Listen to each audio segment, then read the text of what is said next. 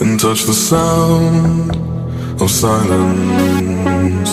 And in the naked light I saw 10,000 people, maybe. People talking without speaking, people hearing without listening, people writing songs that voices never share, and no one dared disturb the sound.